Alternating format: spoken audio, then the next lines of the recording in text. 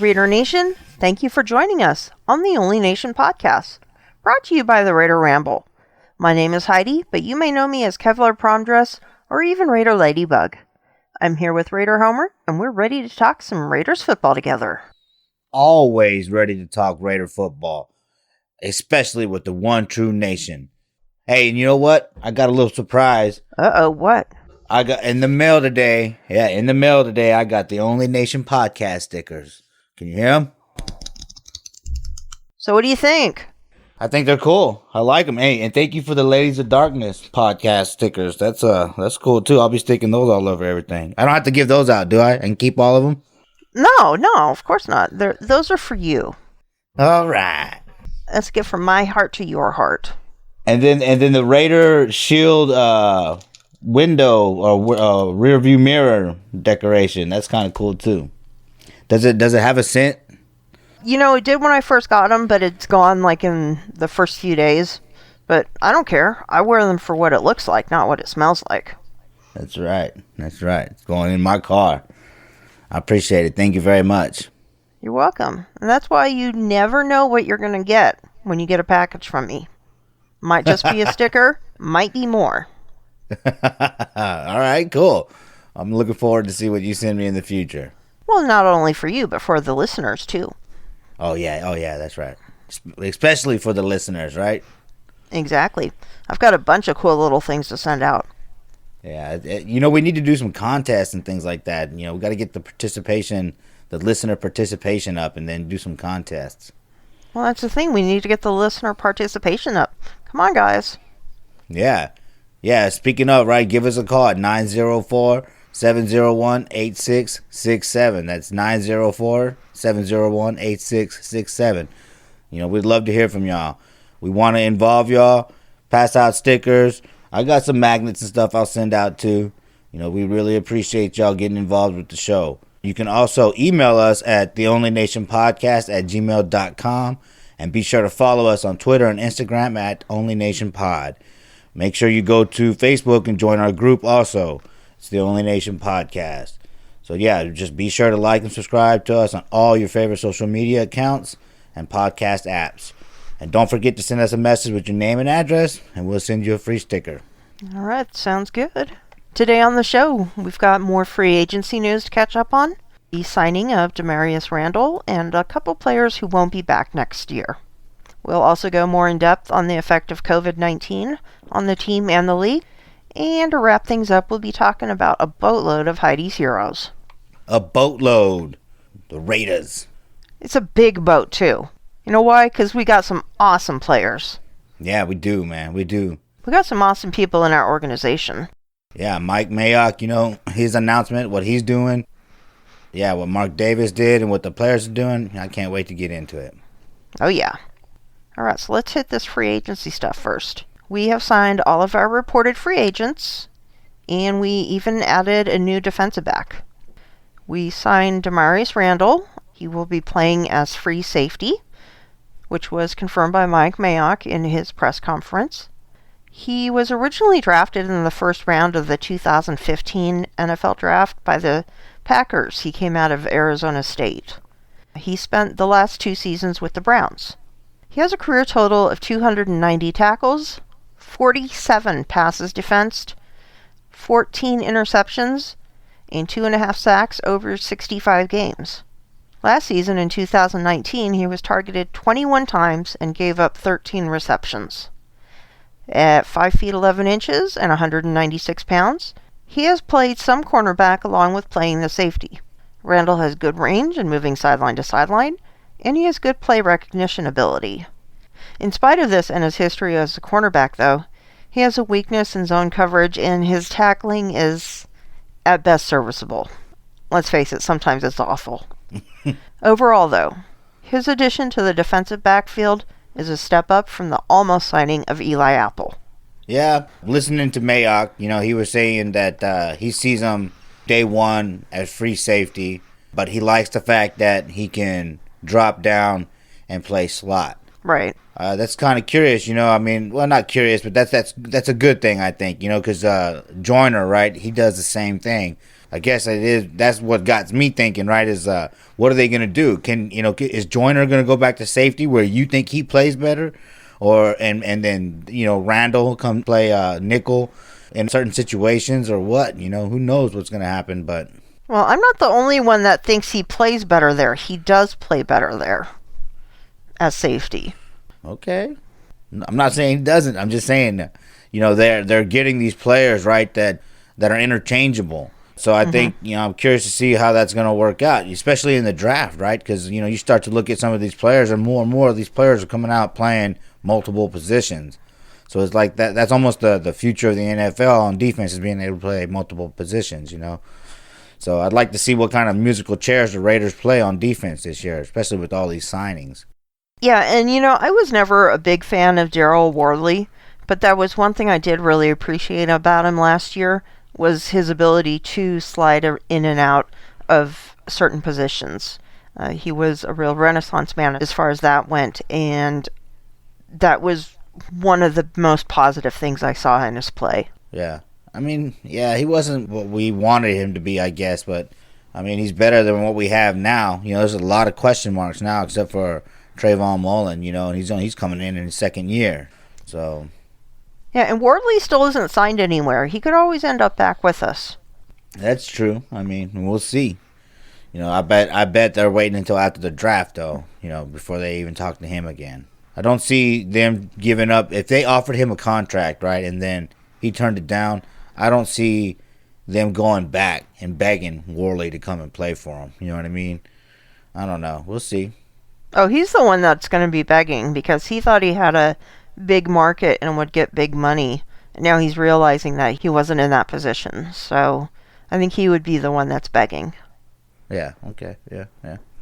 But still, I would think that, they probably don't want to go back to him unless they absolutely have to, because he turned it down, so it's like move forward from there, Yeah, we'll see what happens. There's going to be a lot of changes in the next 2 weeks, so between that and the draft, it's going to be a lot of Raiders news coming up for a while, and then while we wait until we can physically actually be in proximity with each other, things might slow down again for a while. Oh, man, this is so boring. It's so hard to talk about sports. Nothing really going on. No drama, nothing. Yeah, you got a point there. I guess that's why, we just need to sound cute and adorable and hope people listen. Cute and adorable? I think that you take care of that part. I'll just be loud and obnoxious. How about that? Okay, that sounds good. All right, cool. We'll make it work. All right, so we will not be re-signing a couple of guys that have signed with other teams. One being DeAndre Washington, who is heading to the evil kingdom of the Kansas City Chiefs. Boo. Yeah, nothing new, though. Marcus Allen went over there. Rodney Hudson came over here. We'll see. I think that, Andy Reid might be able to utilize him a little bit more, but hopefully he goes over there and stinks it up, Yeah, well, he's going back to his college quarterback. Him and Mahomes played together. Oh, boy. Man, I'm so tired of the Chiefs. We have to build up this defense, and become an elite defense and shut down the Chiefs, man. That way we don't have to worry about who the hell's going over there and ever worry about Mahomes again. That would be delightful. And, of course, having said that, we lost Benson Mayowa to the Seahawks. I thought he was a solid player. I would have liked to see him come back at least into camp, but seemingly, I guess he got a better offer. Yeah, and the thing is, he was underutilized with us. I know that his strength was pass rushing, and I think he ended up still being second on the team with sacks, with around 7 of them. But by the end of the season, we never even played him if it was a running down. Yeah, you got to be able to play the run and the pass, but he sure did come up a couple of times pretty big. But, Nassib, should be able to take his spot. Maybe that's why they went after Nassib and signed him to what they signed him, and they knew that Mayowa was maybe looking for a similar contract that he got or whatever. I don't know the details, but maybe they just thought it was better to go with Nassib because he can play the run. You know what I mean? Then we still got the draft coming up, so we'll see what happens. Oh, yeah. All right, so let's move on to this pretty big section on COVID-19. As far as what's going on with the league and the team in everyday life. The NFL continues to plan on the season proceeding as scheduled. In spite of it, they're going full speed ahead, and they're going on to the draft. As of right now, the NFL plans on having the draft take place from the homes of team general managers and not at the team facilities. Additionally, Roger Goodell will reportedly announce the picks from his basement. I can't make this stuff up. The league has also announced that 58 players will participate virtually in the draft. So it'll be interesting to see how they come up with that. So yeah, this is gonna be a disaster. This is was listening. We were all listening to Mayock's telephone conference. And you heard it, right? When they're playing the music, you heard the guys getting everybody lined up, questioners and Mike Mayock getting everything figured out. And then you heard a lot of the beep, beep, and and technical difficulties and glitches and things. And I mean, this is going to be a disaster. I know that it's supposed to run the test, right? But I just don't see this going down right. Yeah, they are going to run the mock virtual draft next week and try to work out the kinks. So. Yeah, but imagine, Goodell announcing somebody's name and everything is clear until he says the name and it's like all digitized and everyone's like, huh? What'd he say? What'd he say? And then there's 3 minutes or whatever where nobody knows what the hell he said. So I don't know. We'll see. This is definitely strange. Yeah, COVID came and screwed everything up and it's affected a lot of people and a lot of families. And it's just, and now here we are with the commissioner of the NFL in his basement calling out player names. Who would have thunk it, right? This January we were all ready to go to these events and the draft, and boom, less than 2 weeks out from the draft, and we're talking about Goodell standing in his basement announcing picks. It's insane. Goodell standing in his basement. That's actually a good place for him, though. That's all what I'm saying. He won't get booed, right? At least he's not going to get booed this year. It's not going to be the draft until he gets booed. Oh, man. Yeah, actually, I remember Black Widow, Amanda. Yeah. She is going to have a virtual draft party on Zoom. Yeah. So if you're friends with her, get together. You might be able to participate in the draft that way. I think she said there's only room for the first 100 people that sign in. So get a hold of her. She's on Twitter and on Facebook, and she can hook you up. She might have room for one or two of us. Yeah, I'm supposed to be in that group, so I'm looking forward to that. She's another Raiderette that knows her shit. She's a good podcaster. Dedicated super fan. Really knows how to market herself well. I like being able to talk to Amanda, or I like every time I get to talk to Amanda. She just seems like really good people too. She really does. She is. But anyways, instead of just calling it the draft, they are referring to it as a draft-a-thon. And they're doing this in order to raise funds for 6 charities that are fighting COVID-19. So this is pretty cool. These charities are the American Red Cross, the CDC Foundation, Feeding America, Meals on Wheels, the Salvation Army, and the United Way. So those are all very worthy foundations that are going to be benefiting from the draft itself. I mean, that's a good thing, I do like the way that the country's coming together. And it's not just, the NFL, but the NBA and MLB and everyday people, doing things for other people, helping out. That's a good thing, dude. I wish that we could, get out. I wish we could all get out of this unscathed, but we're going to have to tough it out. But it's nice to see people doing good things for each other. Yeah, and then thankfully next week, starting April 20th, the NFL will start an off-season virtual workout program. The Raiders will actually start the program on April 27th so that all the rookies can participate. But what's going to happen is teams and players, then they'll be able to communicate virtually, And teams can even send out workout equipment to players at home. The strength and conditioning coaches will be able to guide the players through the workouts that are using the equipment through the video chat technology. And then the teams can hold off-season workout programs for up to 4 days per week and no more than 4 hours per day total. They can have classroom activities as part of that for 2 hours a day. There's a window where they can have those classroom activities between 11 a.m. and 3 p.m. Eastern Time. So that way all the teams are kind of on the same track with the same limitations. Team facilities, they're going to remain closed until all 32 teams are allowed to meet in person. So that means if there's clearance in New York, that's going to be the last place that has clearance probably. Yeah. But Florida, they're still at shelter-in-place laws, and working isn't allowed yet for non-essential people. Nobody's going to be able to do meet in the team facilities face-to-face.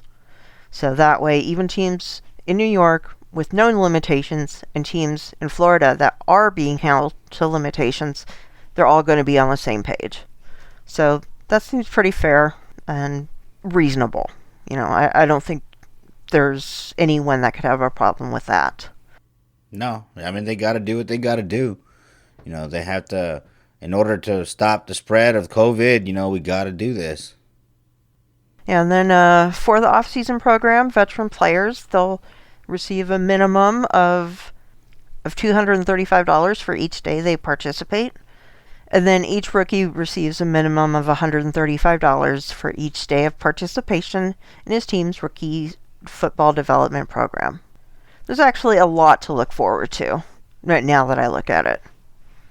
It's just that we're not going to be able to see most of it because it's happening virtually and not out on the field. Yeah, we're not going to be getting the pictures from OTAs and whatnot, It's just going to be more videos of players in their houses and things like that. Such a strange sight to see. Right. All right, and due to the coronavirus causing so much instability in sports and life currently, the 2020 schedule will be released later than in years past. It's expected to make its entrance by May 9th. Man, we're hoping. It's expected, right? That's the right. word that got me worried, expected. Because, this has just been getting pushed back further and further. And, the rumor was August, that this COVID thing can reach into August. So, yeah, hopefully it doesn't. And they don't just keep pushing everything back. I mean, we've dealt with, strike seasons and things like that, but nothing like this. Yeah. At least with strike seasons, you could see, something could come together in the next few days and everything's over. With this, projections of stay-at-home orders, I know, like in France, they've already issued orders that it's going to take place until at least the start of July, I think. I think it was France. So, who knows? Some of these states could say it's going to be much longer. California might be one of those places that takes a while. We were one of the first places that did the shelter in place, but we could be one of the last ones to relax it, just because they want to be able to fight it as well as they have been. They are doing a pretty good job here. Well, that's good to hear, because, it's looking pretty rough over there, especially with some of the pictures you were sharing with me. That was kind of scary, Hang in there, California. Hang in there. Yeah, we're doing pretty good. The numbers that they were projecting they're falling way short of those numbers because of the stuff that the government has done as far as regulating goes. Well, that's good, I guess, Yeah. All right, and a second worker at Allegiant Stadium has tested positive for COVID-19, but construction continues on the project. A rumor that construction had been slowed/stopped was shut down by 872 laborers, President Tommy White. He stated, "We have no work stoppage or slow down, and we are 33 days away from completion of the roof being installed. We're on pace to be done in July, like I told you in the past." So they're trucking along over there at the stadium, and I've been seeing pictures like Jersey. She was showing a video from the highway when she was passing by. That damn thing looks beautiful, man. I was anticipating to be able to see that, in 2 weeks, less than 2 weeks. That was going to be so awesome. Yeah, I saw an aerial picture of it yesterday, and I was just in shock. Because there's just like a few roof panels left to put on the outside. And otherwise, it looks done. I know that there's still a lot to be done inside, but from, looking at the aerial shot from the outside, I was like, wow. Just wow. There were a lot of people that were thinking that stadium would not be completed, especially when this COVID shit hit. But they were wrong, And, kudos to the 872 laborers president, Tommy White. Shout out to him for getting the job done, man. Yeah, he's been really proactive in keeping the work on schedule, keeping us updated on what's going on. He's been doing really good. All right, and the Raiders are doing their part in the fight against coronavirus, as we have been talking about a little bit. And they have pledged $1 million to fight against COVID-19. They've also pushed the date for final season ticket dues back until July 3rd. This was done to allow season ticket holders to hang on to their money right now and give them the chance to be more financially stable by the time payments are due. That's cool too. I like that, yeah. Mark Davis. Good job. Again, right, Mark Davis, we've talked about in the past. Mark Davis building his legacy, creating his legacy. There are some people that I talk to within the Raider Nation that say, Mark Davis doesn't give a shit. But I think he does, And he, there are a lot of my bill collectors that didn't give a shit. They hit me up on the first. But Mark Davis, he pushes back. That's a lot of money coming in. You know what I mean? After he just gave $1 million away. So kudos to Mark Davis for helping out the Raider Nation. Yeah, I think he's doing a really good job. Yeah. I really do. And then let's see. That kind of wraps up that section for now. I think that's going to bring us to one of my favorite parts of the show. T3 Raider Facts. Yeah, it is time for this week's call from T3 Raider Facts. This is T3 Raider Facts with Heidi's High Five. Number one, I hope you have your chocolate cake ready. Why, you ask? Because every year, right before the draft, Al Davis would sit down and enjoy himself some nice chocolate cake. Kind of became his own personal draft day tradition. I'm going to be doing that this year because, after all, it's chocolate cake. Number two, so at number 12, the debate has been, who do you go with, Jerry Jeudy or CeeDee Lamb? Well, I don't think you're going to be dissatisfied with either pick, and it may come down to getting whichever one of the two is available at that spot. Now, if they're both still on the board, do you go with the more dynamic physical playmaker who's helped two quarterbacks win a Heisman, or the guy that many consider the best receiver in the class? As I've said all along, my guy is Jeudy, but I would be happy with either one. Number three, at the number 19 pick, I've been riding with Kenneth Murray all along, but now I'm starting to think that Mayock might trade back and try to pick up a second as well. If you go to the back of round one, I think you could still pick up a good corner, and then in round two, you could either go corner or safety, linebacker, or maybe draft that quarterback of the future. But the only two QBs I'd be interested in picking up that high would be either Jalen Hurts or Jacob Eason. Number four, Heidi, I heard this and I thought of you. There are some billboards that are starting to pop up in and around Las Vegas, and they're touting Vegas as the nation's capital. Now, you're way ahead of the curve on this one, so I have to give you your props. Number five, happy birthday to John Madden. He turned 84 on Friday, April 10th. John was not only a legendary coach and TV analyst, but he was also a close friend of Al Davis's. If you had to put together a Mount Rushmore of Raiders, I think both these guys would certainly be there. They guided the Raiders through their heyday of the 70s and molded some of those tough, legendary Raider teams. So happy birthday to a guy who should be remembered for a lot more than just a name on a video game. And that, my friends, is this week's version of Heidi's High Five. T3 Raider Facts, man, always delivering with a great call. Can you imagine eating a turducken and then with John Madden, and then eating some chocolate cake with Al Davis, hanging out with those guys, watching and talking football? You had to throw in the turducken, huh? What? I mean, I didn't get to see John Madden. He should be remembered for more than the video game, but The video game is, how I, know John Madden and announcing his broadcasting, and I only know John Madden as a Raider from the NFL films, and the various highlight, whatever, the videos and whatnot out there. But I do love to play Madden. I'd love to sit around eating turducken, eating chocolate cake, and playing Madden, Sounds like fun to me. Sounds like a good Thanksgiving. All right, so T3 Sports Guy on YouTube. That's T3 Raider Facts' name. So look him up. And his podcast is called the Raider Roots Podcast. Right now he is working on episode 6. And it's going to be on 1963 in Raider history. And it should be up soon. Hopefully by the time we air this episode, it might already be up. Yeah, he's got a great show. I love listening to him. It's very informative. He's got a lot of energy. And he's got a good delivery, so y'all make sure y'all subscribe to his YouTube channel. If you want to challenge him, give us a call at 904-701-8667 and see if you can deliver like T3 Raider Facts does, man. Drop some Raider knowledge. Yeah, and he might be giving us a surprise visit on one of our draft shows that are coming up. Ooh, you never know. I'm totally going to get my ass kicked in that draft show. You know that, right? Oh, I would be slaughtered, but it would be for a good cause. Yeah, I'm studying though. I'm studying. He talked about C.D. Lamb and he talked about Jared Judy, right? I like C.D. Lamb. I think C.D. Lamb is the one. He's a highlight reel. He's a human highlight reel.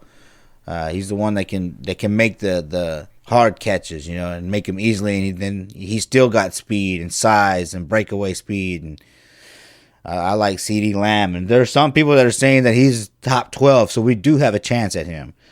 Jerry Jeudy, top 20 I've been seeing, so we got a chance at him also.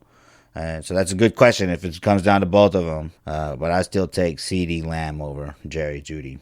There's something about I think that maybe Amari Cooper has left a bitter taste in my mouth, so I'd rather go with C.D. Lamb. Yeah, but I do like Henry Ruggs. I really do. He's way up there with them too. Like you and I talked yesterday about the drop rate. Ruggs' drop rate is significantly lower than the other two. You get the ball near him and it just sticks in his hands. It's not going to hit the floor. Yeah, but we got a guy like that with Renfro, so maybe not get a... What's wrong with having two? Well, but do we have somebody like C.D. Lamb?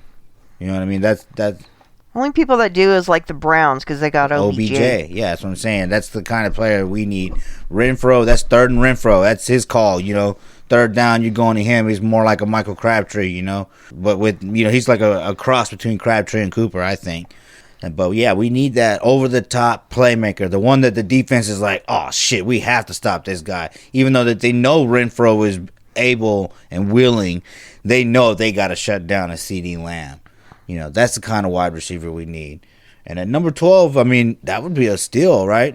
That would be a steal. And then you could think about trading back. There's a lot of people calling in to my shows and whatnot, and all over the internet, and they're asking, should we trade back? I mean, I wouldn't see why not. Because we're still going to retain the first round pick. We're just going to drop back and then pick up a second. So that would be great. Because I think this year we got 2 firsts, 3 thirds, a 4th, and a 5th. I think that's all we got. I'll have to look at it, but because we lost the 7th, I think, in the Khalil Mack trade, and then in the 6th round, I think that pick was involved somehow with Kalechi. I can't remember exactly, but so trading back is a good thing, But there's a lot of talent in the 3rd round, There's one thing you got to remember about trading back, though, is you need a trade partner. That might be the one thing that holds us back. Yeah, and and especially since this year, right? You heard Mayowa in his press conference. He was talking about how the first round guys, you have a good idea. The big names, you have a good idea who they are, except for medical. But it's the guys in the later rounds that you don't really have a great idea of. There's not a whole lot of tape in some cases and things like that. That's what he was saying. So, we'll see. Maybe somebody isn't. Maybe everybody's just going to stay put because they don't have enough information. But I doubt it. People are going to be wheeling and dealing.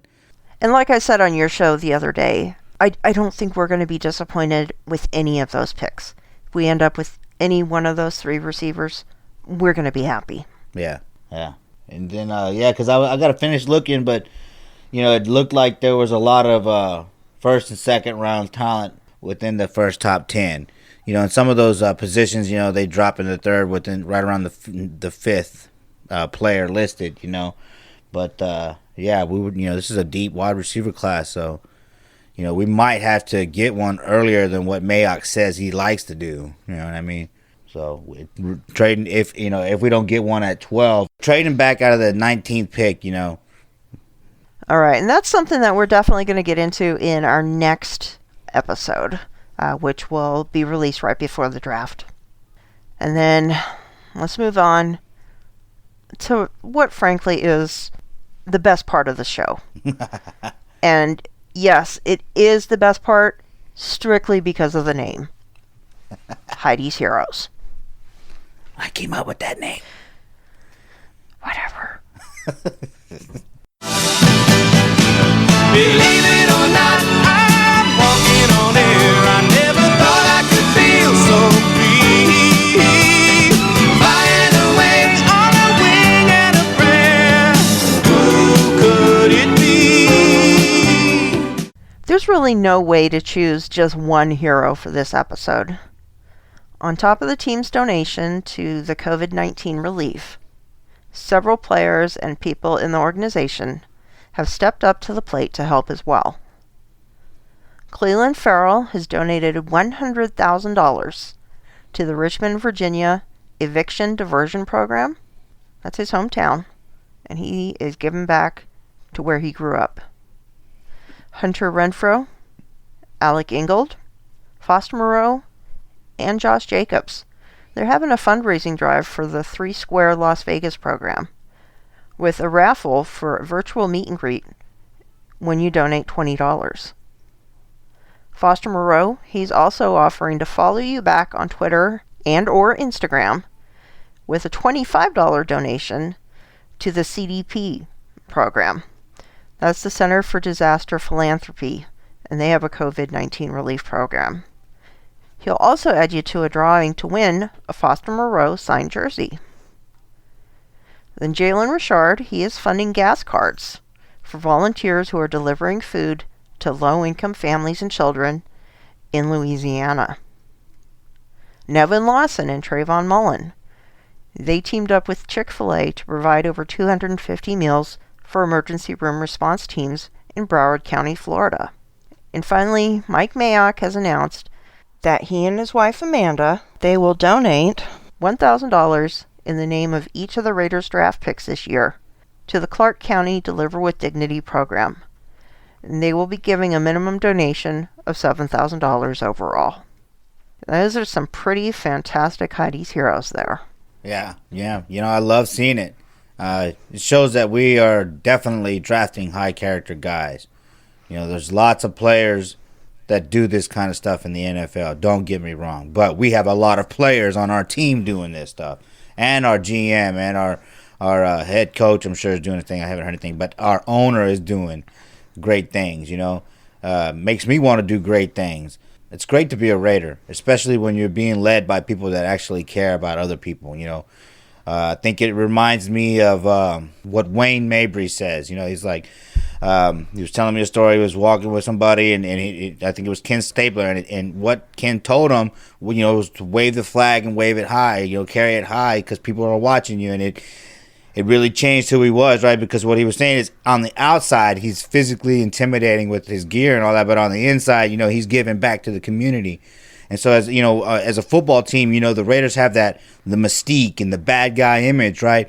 But on the inside, the players and the coaches and the GMs and the fans, they got depth, and they're giving back to the community. And I've said it over and over. It's not like a broken record, but it really does matter to me, because it's inspiring. It makes me want to do better. And if that doesn't make you love the Raiders, I don't know what will. Because that's what part of the reason I love the Raiders, because the history of the Raiders too goes all the way back to the 60s. with the civil rights movement, Al including African American players early on and stuff like that. I mean, I'm just inclusivity, right, and giving back is the Raider way, and that's awesome. Yeah, and these guys are doing this on their own. You have to remember, they're not meeting up in practice.